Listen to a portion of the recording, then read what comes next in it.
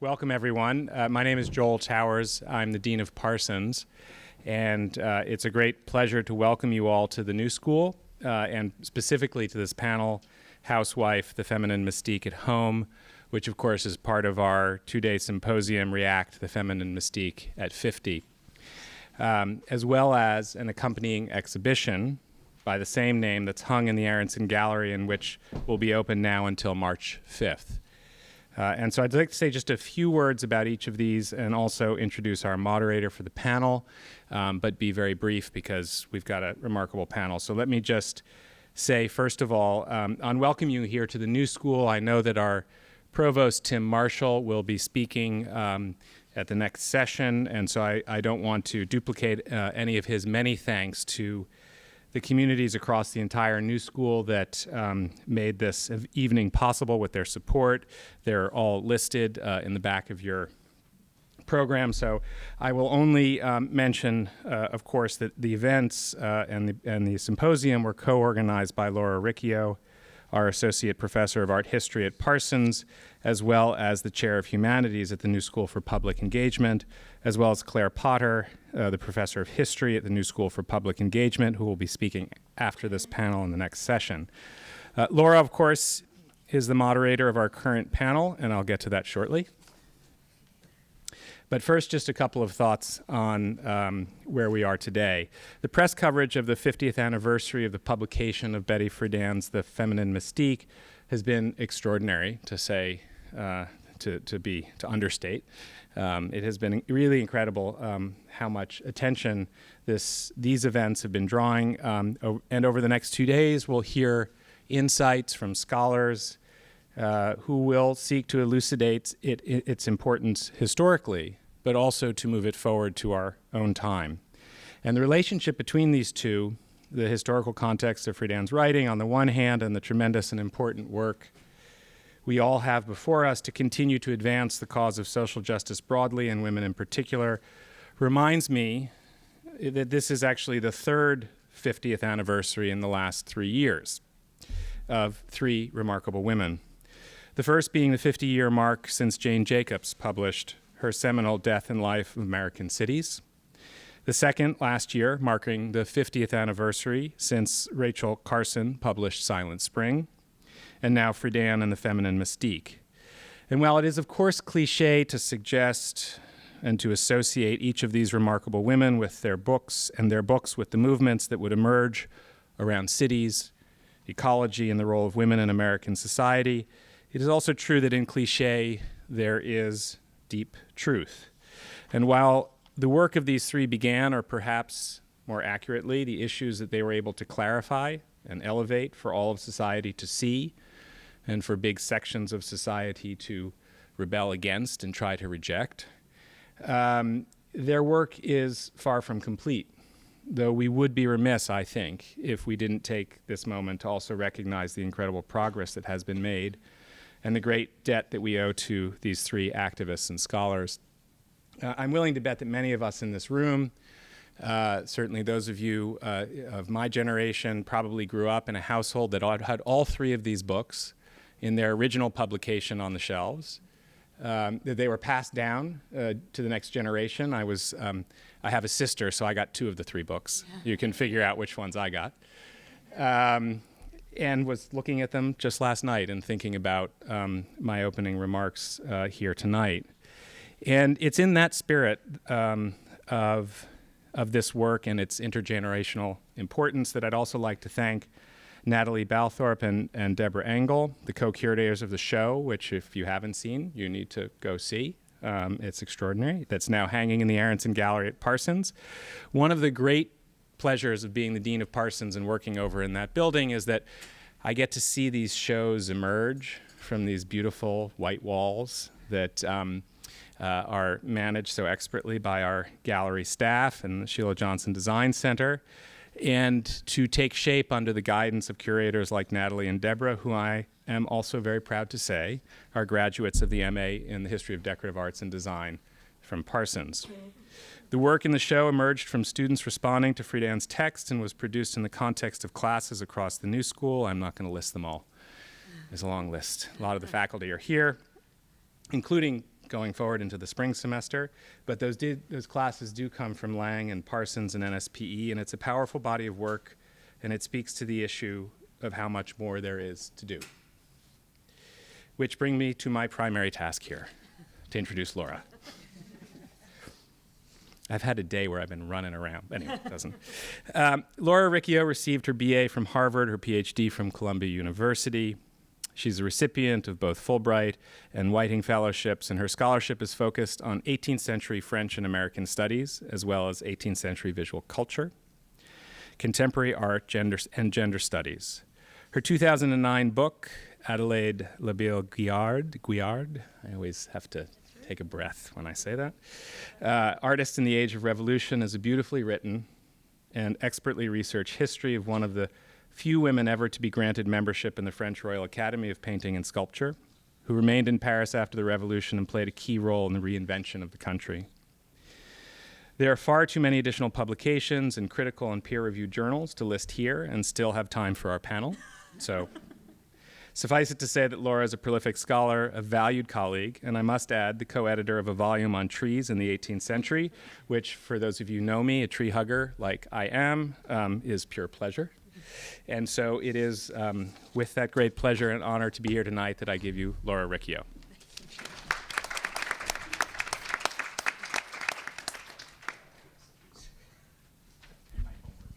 Thank you, Joel. That's actually very flattering. I somehow didn't realize that I was being introduced before I introduced, so I am deeply honored and flattered, and I thank you for coming in the middle of your very, very busy day, it sounds like. So thank you.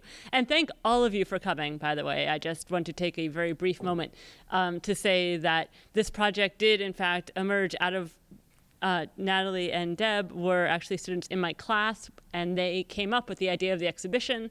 The exhibition was mounted at the Sheila Johnson Design Center. The symposium grew out of that.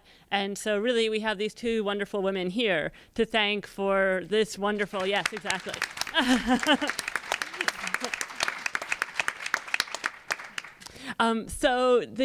This is a very wide-ranging symposium, as you've seen already. And I'm particularly delighted to be introducing this particular panel, which has some of colleagues and friends and neighbors whom I've known for many years.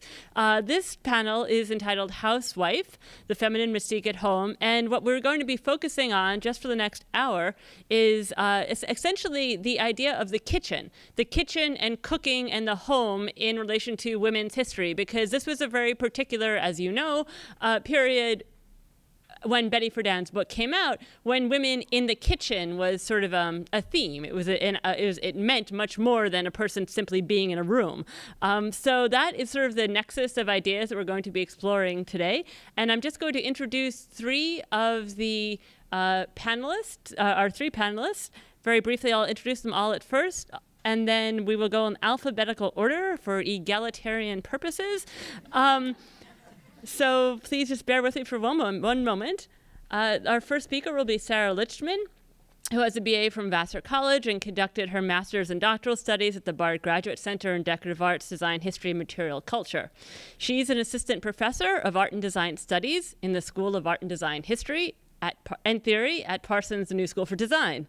Sarah works on topics including the Cold War, design and youth culture, gender and design, Scandinavian design, and popular culture. Her articles and reviews have appeared in journals including the Journal of Design History, Studies in the Decorative Arts, Design and Culture, and West 86th. She also contributed, relevant to this particular session, she contributed to the exhibition and catalog Women Designers in the USA from 1900 to 2000, edited by Pat Kirkham. Our second speaker will be Aidan O'Connor, who has her BA from Harvard, a master's from the MA program in the History of Decorative Arts and Design at Parsons. She spent 5 years?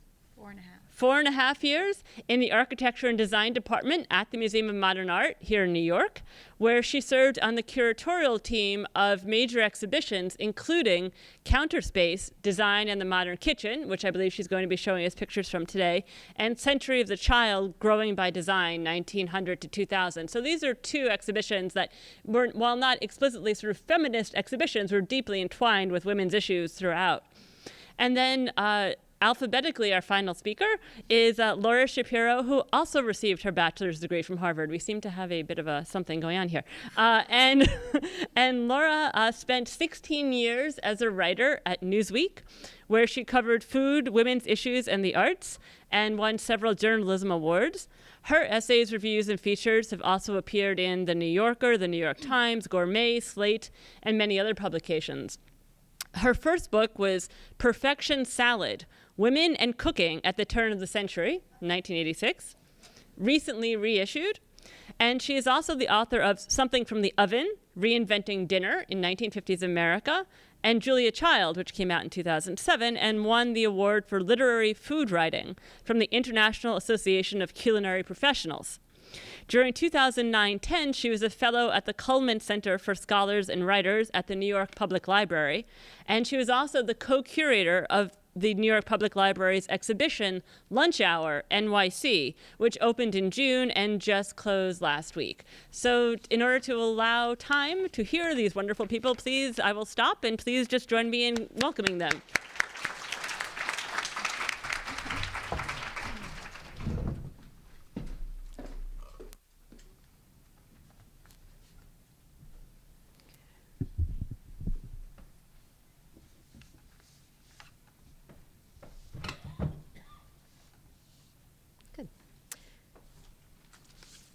Well, thank you, Laura, and thank you as well to Claire Potter, Natalie Balthrop, and Deborah Engel for inviting me to participate in this panel today. The suburban housewife, Betty Friedan wrote in The Feminine Mystique, "She was the dream image of the young American woman, and the envy, it was said, of women all over the world. The American housewife, freed by science and labor-saving appliances from the drudgery, she had found true feminine fulfillment. She was free to choose automobiles, clothes, appliances, supermarkets. She had everything that women ever dreamed of." At the 1959 American National Exhibition in Moscow, perhaps best known for the kitchen debate between Soviet Premier Nikita Khrushchev and American Vice President Richard M. Nixon, Friedan's image of the mystique of feminine fulfillment took center stage not only in the debate itself, where the two leaders discussed the relative merits of washing machines, but also in Nixon's wish to, quote, "make life easier for our housewives." The official training book, the texts given to all English-speaking guides, label the exhibition a corner of America in the heart of Moscow, and throughout, displays emphasized consumption and endowed the objects as sign of American and personal achievement. "What is this?" asked the Soviet newspaper Izvestia, "a national exhibit of a great country or a branch of a department store?" Ranging from pots and pans to Pepsi, the exhibition planners fused the notion of American abundance with American democracy. The freedom to choose, both consumer goods and political leaders, sent a powerful message to the Soviet visitors. Through its abundance of goods, small appliances, and display kitchens, the exhibition honored the American housewife and celebrated her domestic milieu. The image of the lucky, fulfilled female, the one who Friedan would go on to identify as possessing an inchoate yearning, dominated the exhibition. Yet at the same time, the displays, such as the model apartment, an often overlooked space designed by Lucia de Respinis, an industrial designer working in the office of George Nelson, and coverage of women, such as Pat Nixon in popular magazines, complicated the relationship between house and wife. The various ways that women participated in the exhibition highlights how they negotiated their roles as wives and women, and raises issues and ideas of fulfillment, expectations, and challenges that Friedan would go on to explore only 4 years later in her seminal text, and whose 50th publication anniversary we commemorate and contemplate here today. Located in Moscow's Sokolniki Park, the American National Exhibition showcased some of the leading architects and designers of the post-war period. Buckminster Fuller's geodesic dome functioned as a welcome center. And inside housed the multi-screen presentation, Glimpses of the USA, compiled by Charles and Ray Eames. George Nelson and his team designed the display apparatus located in the exhibition's main pavilion, which contained the display kitchens, de Respinis's model apartment, and a myriad of consumer products. And on the screen I'm showing you up above is a reconstruction of Nelson's display system that was recently installed at the Bellevue Museum of Art in Washington for a retrospective of his work. There's a period photograph of the apparatus you can see at night, and below is an installation photo of some of the Soviet visitors at the 1959 exhibition. Kitchens, Friedan wrote, were once again the center of women's lives. And if the exhibition's primary target was demonstrating the tangible merits of capitalism through the display of products for the American home, the modern kitchen was the bullseye. In Moscow, contemporary and futuristic kitchen displays place the many domestic goods and their women demonstrators in context. Peopled by professional home economists who presided over continuous cooking demonstrations, the kitchen functioned as ways for visitors to, quote, see for themselves how American housewives prepare full-course meals in a matter of minutes. The demonstrators did not disappoint. They assembled over 17,500 dishes from over 5,000 donated ready mixes and 10,000 pounds of frozen food. And you can see up here how the Soviet visitors are very interested in these displays, and accounts of these indicate that the cooking demonstrations, the kitchens, were some of the most popular displays at the exhibition in '59. A site of modern desire, a push-button extravaganza, and a utopian laboratory of labor and time-saving devices all rolled into one, the Rca Miracle Kitchen, on display in the main pavilion, intended to ease the burden and increase the leisure time of the housewife of tomorrow. Of course, as scholars have demonstrated, new appliances did not, in fact, diminish the amount of housework performed by women, but rather often increased workload or altered the types of tasks required in daily life. In any case, that women of the future and women of today should be cast in the same role of domestic guardian highlights the deep patriarchal ideology pervading the exhibitionary strategy and its perpetuation of existing stereotypes. Yet at the exhibition, professional women, those who worked outside the home, occupied a central role. Designing the model apartment, acting as demonstrators, hostesses, or, as shown here, disseminating information as one of the so-called girl guides, women worked, albeit in acceptably feminine jobs. During the post-war, viewed as threatening and neurotic, ambitious, career-oriented women suffered heightened scrutiny. In 1954, Esquire labeled working women a menace. And 2 years later, Life devoted an entire issue to the American woman. And here's the cover from that magazine. Women are misguided, it declared.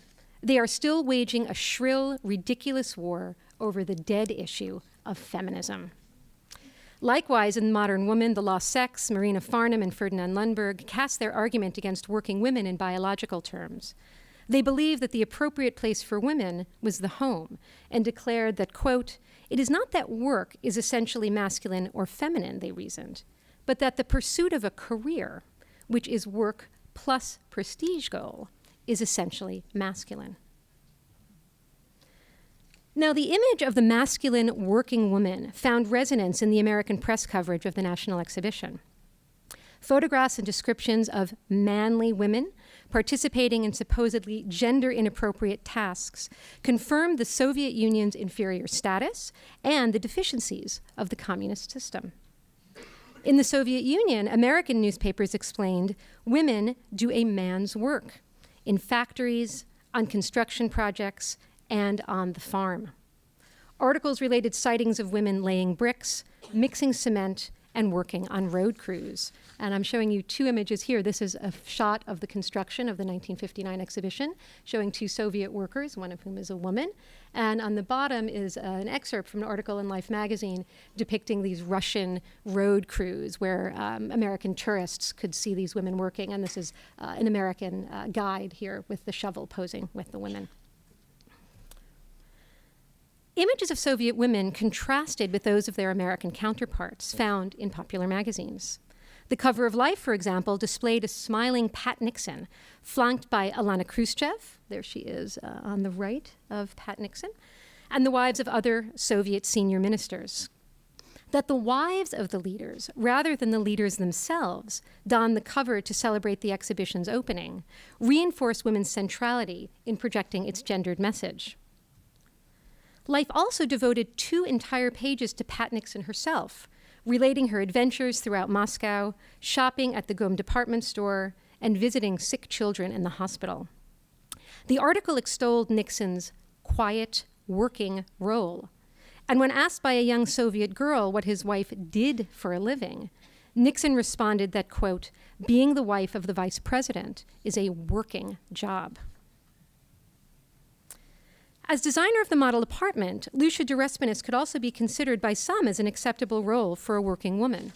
And here's de Respinis unloading some of the furniture at the exhibition, and on the lower left, that's de Respinis at the drawing board, the mock-up board for her apartment.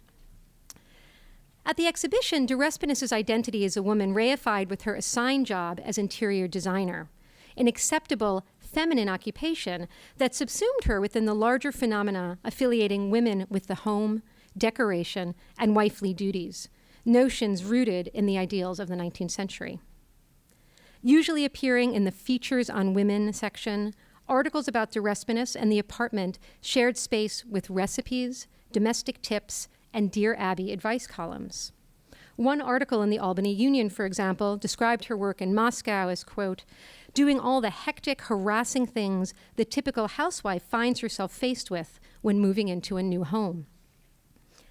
By locating de Respinis within the narrative of the everyday feminine culture of domesticity, the press marginalized the design of the model apartment and transformed de Respinis from professional designer into amateur decorator, underscoring an essentialist belief in a feminine predisposition toward the decoration and the decorative. And by assigning de Respinis the job of the model apartment itself, George Nelson, on the one hand, boosted the career of a female employee by entrusting her with an important project, while on the other hand, undermined her ambitions and training in industrial design by relegating her to the domestic realm, one very much in keeping with the exhibition's message and adding, in Nelson's words, a woman's touch. Whether working as guides, hostesses, designers, or professional wives, women occupied a crucial space at the American National Exhibition in Moscow. Surrounded by domestic objects and interiors, they filled the dual role of housewife and acceptable working woman, roles that many women, girded by Friedan's text and their own self-discovery, would go on to challenge in the years ahead. Thank you.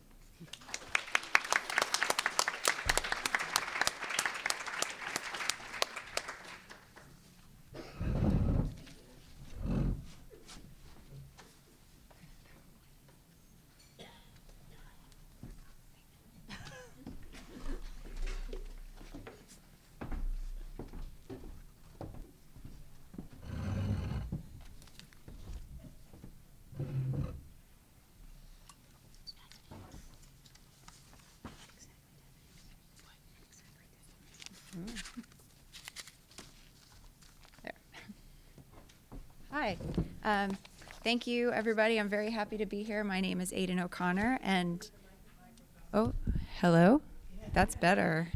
Hi. My name is Aidan O'Connor, and thank you to Laura and my fellow panelists and Deb and Natalie. I'm very happy to be here. As Laura explained, I worked in MoMA's Department of Architecture and Design for 4.5 years, and in that time I checked off 2 of the 3 of the categories: children, kitchens, churches, of that old German expression. So I think there is a really interesting show to be done someday about modernism and,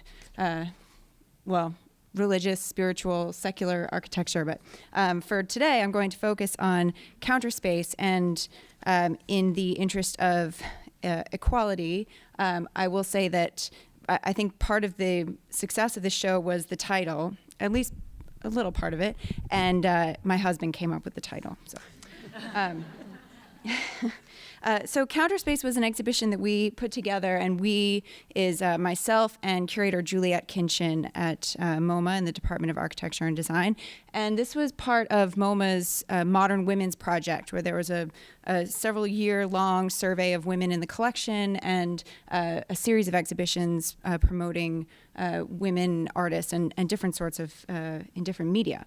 And so Counterspace arose because in 2009 we acquired an unusually complete example of a Frankfort Kitchen, and I'll get to that in a few minutes. But the Frankfort Kitchen is a really iconic piece of interwar modernism, known as modernism's most famous cooking space, and it's a design of 1926 to 27 by the Austrian architect Rca Miracle. And I think one of the well, let's get into the pictures. But so as I was reading The Feminine Mystique for the first time, the whole way through, which I did for this, this theme of the kitchen as a very, very dark space is quite overpowering. And so I just wanted to pull out a few examples of quotes where the kitchen really emerges as this absolute sinkhole of time and effort, a place of soul-crushing, constant and excessive and unfulfilling work, where women are trying to keep up appearances in the post-war period. And it's the place where Friedan is interviewing a lot of the women who are affecting her diagnosis of this woman's problem, and where a lot of them are breaking down and crying. So it's a very important space in the book. And it's not only the center of the suburban home in the U.S., but it's really the center of women's entrapment, and where these suburban housewives should really be the busiest and the happiest if the myth of the feminine mystique was true, but really it's where they're the most miserable. So if housewifery expands to fill the time available, as Friedan dedicates an entire chapter to, surely this is taking place primarily in the kitchen.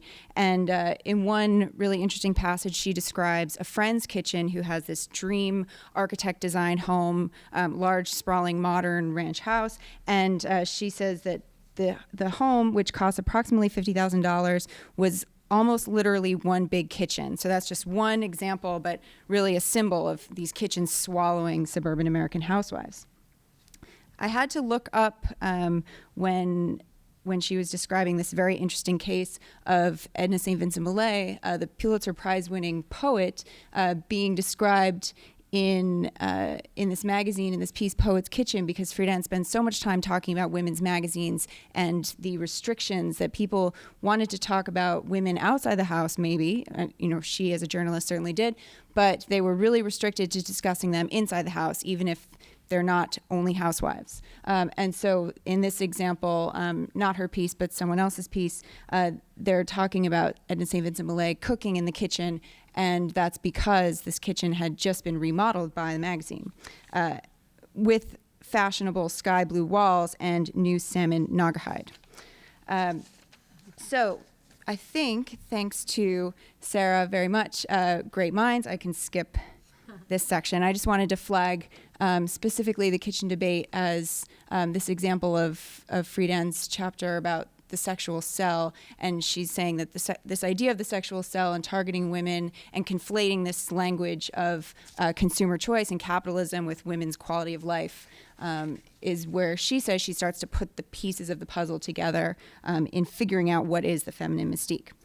But let's get into this passage, because I'm very interested in this framework of these words that I've inflated here, drudgery to dream, and the idea of the dream kitchen being such an important trope in this period in the United States, and even in the relatively short time between the end of World War II and when she's writing the book, or the time of the kitchen debate a few years earlier in 1959, the idea of the dream kitchen changes quite drastically.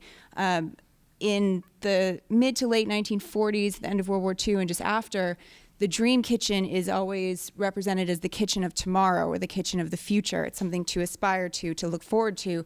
And it's really shaped by wartime changes in technology, new materials, very targeted wartime research that ends up filtering into everyday life through the kitchen.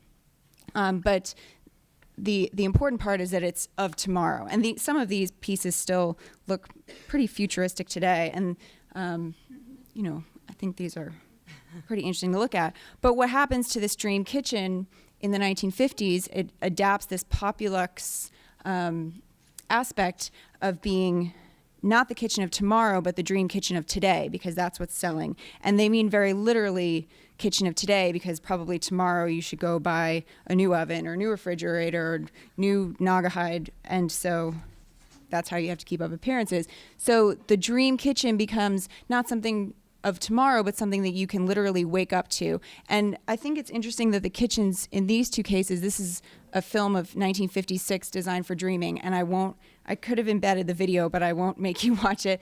But just to look at the differences between these, certainly stereotypical housewife characters, but alert.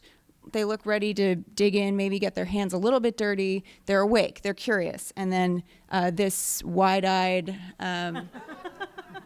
very dolled up housewife who in this scene in the kitchen is twirling and swirling and dancing around. In the next scene, she's in a bathing suit and she's just agog at the possibilities of this kitchen. But this is the kitchen of today. This is the dream kitchen that you can literally wake up to. And what Friedan is saying, of course, is that it's this nightmare that we need to wake up from. And so there's a lot of discussion in the book of how this manipulation of women that is carried out by so many different sorts of people, and not always with malice, but through designers, through manufacturers, through advertising, through magazines, all sorts of people are implicated in this. And there's a lot of her discussion about how the kitchen influences women and how the kitchen is used to manipulate women. So what I wanted to do very quickly, because it's such an important part of Counterspace, the exhibition and the book, is just to jump back in time travel a little bit, to earlier generations of women who, in reverse, had a direct influence on the shape of the modern kitchen and the very idea of a modern kitchen. And so that discussion has to start with Christine Frederick, the most famous of the generation of American middle-class women who started to give, real professional respect to this idea of housework being something that could dovetail nicely with the very ideals of modernism: efficiency, standardization, hygiene, mass production, rational design of spaces and operation within spaces. And so at the bottom left here, I just included the bad kitchen on the left and the good kitchen from her really important book, The New Housekeeping.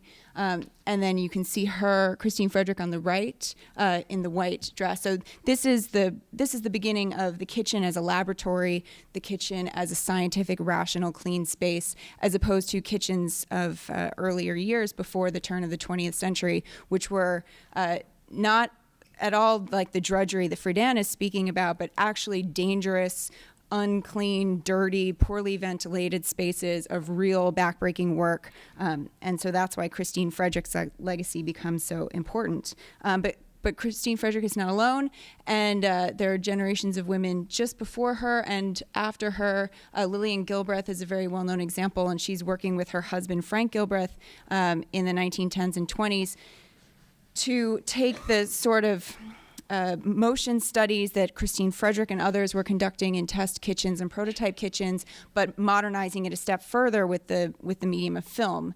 And so they're taking the idea of scientific management, Frederick Taylor's idea for industrial spaces, and putting them into the home.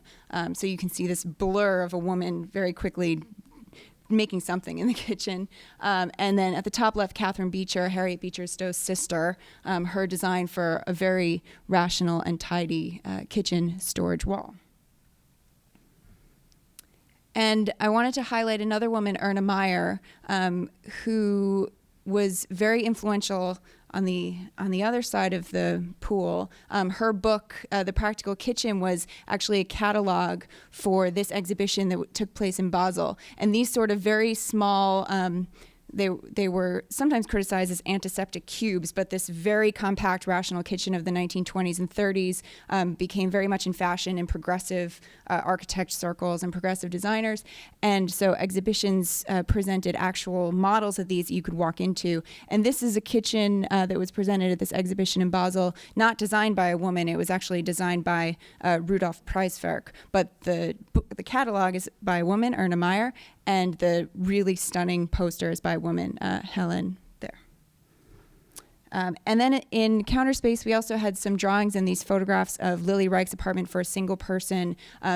So she's taking the idea of the very compact, rationalized kitchen and making it not a three-dimensional cube space that you inhabit as a housewife, but really taking that a step further and sinking it into what's almost like a closet or a cupboard. So you can completely close it off, but everything that you need is in there, the burners and even the little rack to hang your tea kettle.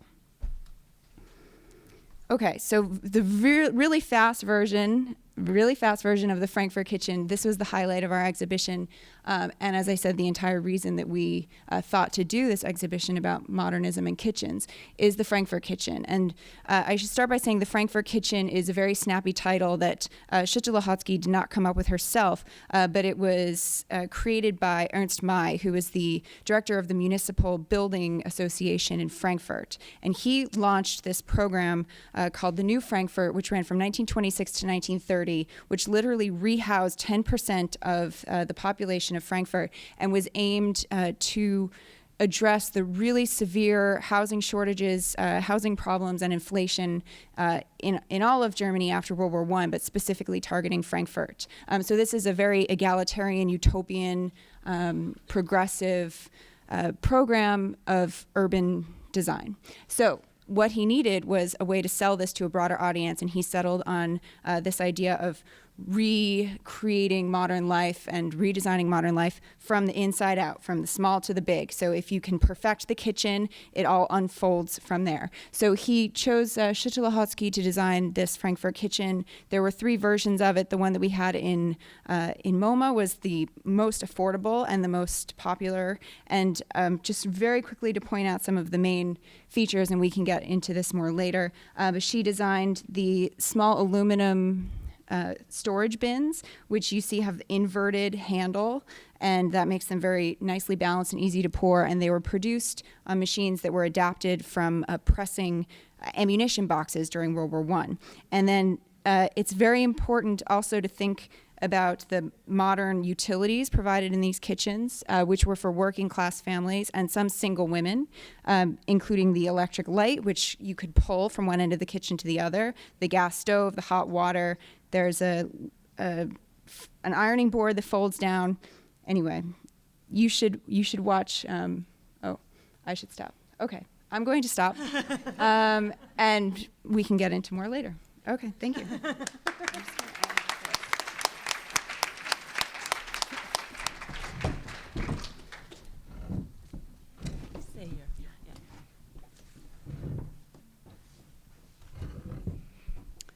I don't have visuals, so I'll speak from here. Some years ago, I was in the very early stages of planning a book about women in cooking in the years following World War II. I didn't know much, but I figured it was the 50s, so it would be about those famed happy homemakers.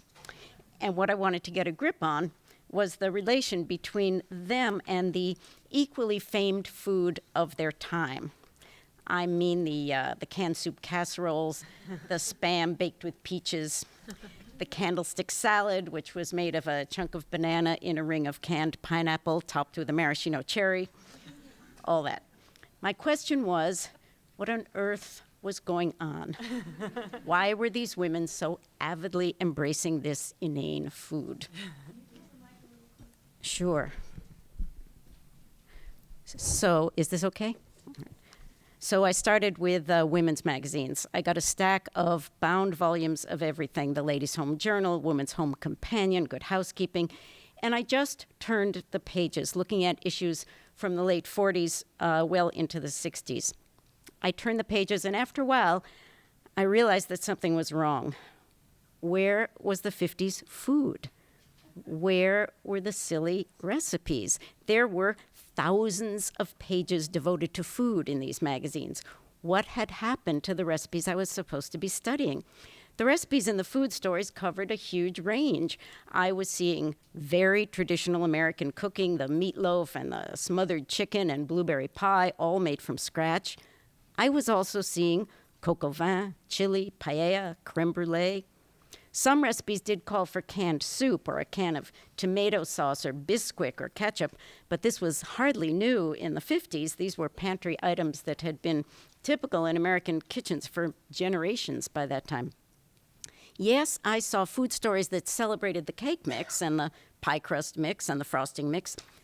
I also saw countless recipes for cookies, brownies, layer cakes, and banana bread, all baked from scratch. I didn't know what to think. Were the 50s a great food decade, and somehow this news had slipped past all of us food historians, not to mention the collective memory of an entire nation? Of course, the truth is, what I had been looking for was right there in front of me, and eventually I recognized it. There it was, the ham basted with 7-Up. There was the salad dressing made with frozen lemonade. There were the hors d'oeuvres that they made from morsels of Vienna sausage, which they stuck very carefully on top of bite-sized shredded wheat. Everything was there as I had expected, but it was in the advertising. It was the food industry that was creating and promoting this version of American cooking. These recipes did not emerge full-born from the imaginations of happy homemakers. They were inventions built in the industrial kitchens of food companies, and they were designed to sell products. The food writers and the editors who were creating recipes for the food stories often made use of industry-built recipes, which they took from the press releases that were pouring into their offices daily, but they ran lots of other recipes too. Most interesting to me were the recipes that readers themselves sent in to magazines and to newspaper food sections. These tended to be completely straightforward. They were classic versions of American home cooking, good and bad. In other words, what I was seeing, and this became the book, was a kind of battlefield, a long series of skirmishes between the food industry and American homemakers over what was going to be at the center of the plate. Gradually, as the 50s became the 60s and then kept going, packaged foods played a bigger and bigger role, not only in the list of ingredients, but in people's culinary imaginations and expectations. But what I call in the book packaged food cuisine never fully replaced real cooking, and it hasn't to this day, which I discovered when I was writing about food for Newsweek, where the editors would occasionally ask for a story about how families didn't eat dinner together anymore and nobody was cooking. I would do the research, I would do the reporting, I would look at the surveys, and I always ended up with the same story. Dinner had changed. It was not Norman Rockwell in the kitchen anymore, but people were trying, often against incredible odds of work schedules and after-school schedules, to cook and eat with their families. They put together some prepared foods, some cooking from scratch foods, and they got it on the table. Magazine editors in New York may not have been getting home for dinner. Other Americans managed. The death of home cooking has become a truism of food history and of women's history. But it doesn't come from history. It comes from the food industry, which was issuing all sorts of pronouncements that newspapers and magazines picked up and trumpeted. According to Businessweek in 1952, when the food manufacturers moved into the kitchen, the housewife was waiting with outstretched arms. Today, prepared foods make up about 3/4 of all we eat. Except they didn't, unless in the term prepared foods you include fresh carrots that had been cleaned and put in a bag, fresh chickens that had been plucked and cut up, and you could buy them wrapped. As for those housewives with the outstretched arms, the truth was very different, as food manufacturers knew very well because their own in-house research was telling them. Women in the 50s were very skeptical of the new products. There were all kinds of surveys going on showing that they were just staying away from them, and all this consternation in the industry. How could they be resisting this chance to eliminate cooking from their lives? But women, in fact, saw no reason to change the way they had always cooked. It was going to take a mammoth industry-wide campaign to get them to change their minds. So one of the first things the industry did was announce that it had already happened. Women who gave up laborious home preparation for processed foods a generation ago are learning to use packaged and prepared foods with new skills, announced Look magazine in 1950. According to this chronology, women's enthusiasm for the new foods actually predated most of the new foods. Never mind, after a while, the death of home cooking became an assumption. It was the starting point for talking about food, not just for journalists, but for historians. You didn't question it. And many people still don't. The version you hear today is that home cooking died when American women started entering the workforce in the 60s. A turnaround moment that is often attributed to the feminine mystique. Women didn't have time to cook, so they raced out to buy the TV dinners and the cake mixes, and from there it was a short, devastating road to take out junk food and obesity. This association between the rise of working women and the rise of convenience foods is universally taken for granted, but it isn't true. Right through the end of the 60s, studies consistently showed that employed women were buying convenience foods at exactly the same rate as women at home. Work was not a variable. Convenience foods gradually became more popular, but it was not working women who drove the category, and there were a lot of working women by that time, enough to drive the category if they had wanted to. Betty Friedan ignored this because it didn't suit her particular purpose in the book, but many of those women who left the workforce after the war went right back to work a few years later. By 1953, there were almost as many women in the workforce as there had been at the height of the war. In 1960, while Betty Friedan was writing up her research, 1 out of 3 married women was employed, and not just because they were biding their time until they got pregnant. 2/3 of those working wives had school-aged children. Once I put all this together, I started to understand one of the discoveries I had made very early in my research. I forget where I saw it. It may have been one of those women's history timelines, but it sprang out at me. February 11th, 1963, Julia Child appears on television for the first time as the French chef. February 19th, 1963, 8 days later, Betty Friedan published The Feminine Mystique. 2 incredibly dramatic turning points, apparently turning in 2 different directions. They're happening at the same time. And as I learned pretty quickly, both Julia and Betty found their audiences immediately. These 2 revolutionaries were successful right away. There was no lag time. Women got right on board for both revolutions. They were ready, and they got ready in the 50s. My own belief is that both Julia and Betty were saying the same thing. You can do this. Whether it's dinner or your life, you can do it by hand. You can make it your own, and it will be way better than the packaged version. Thank you.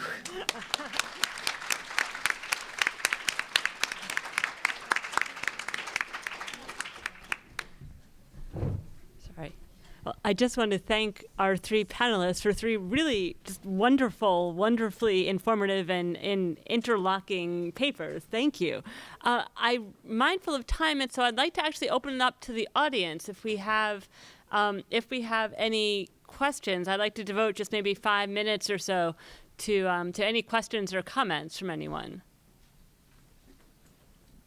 No one has questions? Yes. Thank you. I keep thinking as I'm listening to all of you, and as I recall going through this period of history myself, how so much of this applies really only to middle class, upper middle class women, which is, of course, a large, important audience. But I am always wondering why, for instance, the design elements or the history of design of the kitchen, or why the politics of the feminine mystique is never kind of made to apply to others. And it always makes me curious about, how much of the world did this really all apply to? It's a great question. Thank you. Do any of our panelists have any Yeah, go ahead. I'll say, well, one of the really interesting things about the Frankfort Kitchen is that Schütte-Lahotsky, she lived to 103. So she lived until 2000, which means that she lived to directly witness all of the feminist backlash against her very famous kitchen. And she later in life expressed a lot of dissatisfaction with having been pigeonholed as a kitchen designer.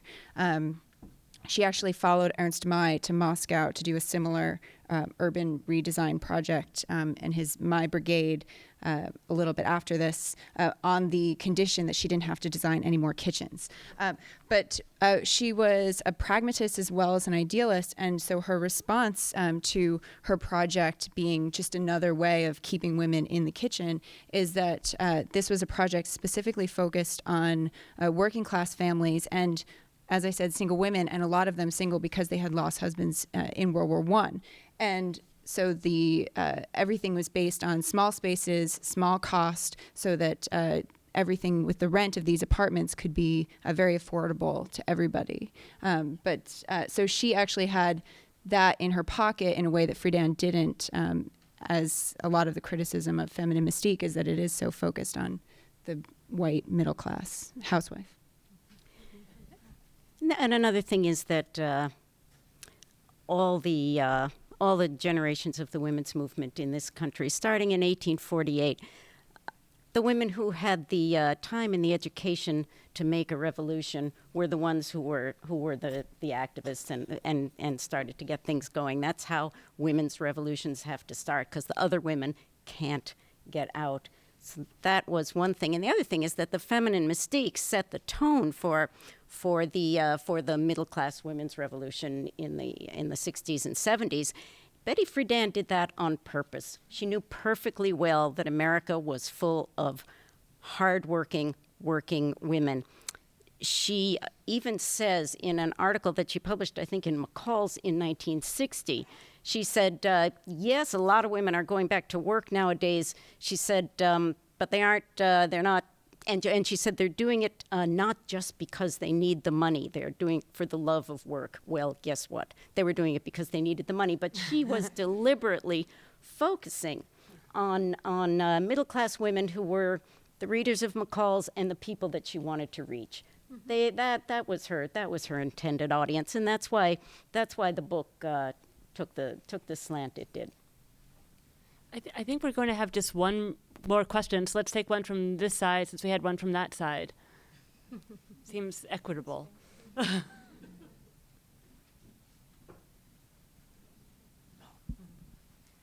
What I find very disconcerting is mentioned in the book, and as you had mentioned, the business and the men in charge of making the decisions and saying, well, this is what women are thinking, and they really controlled it. You had women going to Smith, as was mentioned in the book.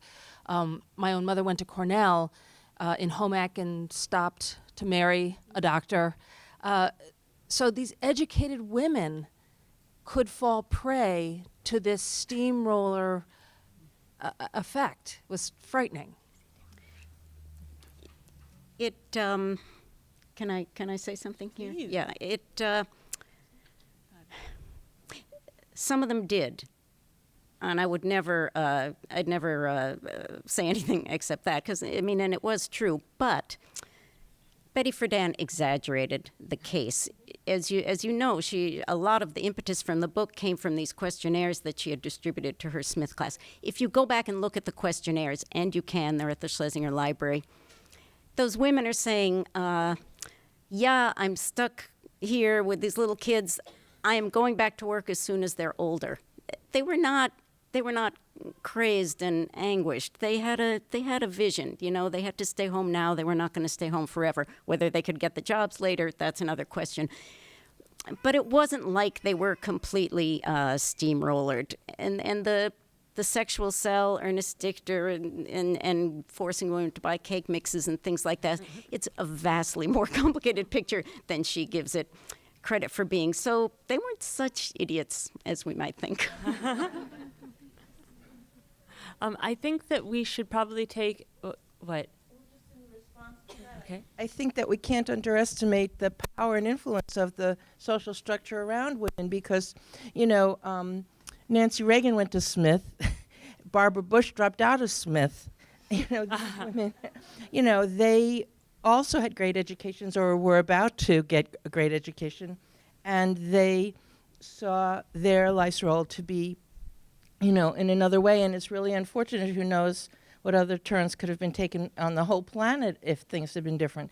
But, so did Gloria Steinem go to Smith. I mean, and Julia Child. So it is a very complex question, but society and the advertising and politics and families, they have an enormous amount of influence on what women saw as the payoff. And we can't underestimate that. And also the idea that women wanted to have families, it's really tough. I mean, thank you so much. We are going to have to stop here and take just a couple of minute break, literally 2-3 minutes. But I want to give people an opportunity to have a break for 2 or 3 minutes. So please, 2 or 3 minutes, and then please return. But thank you so much to all of our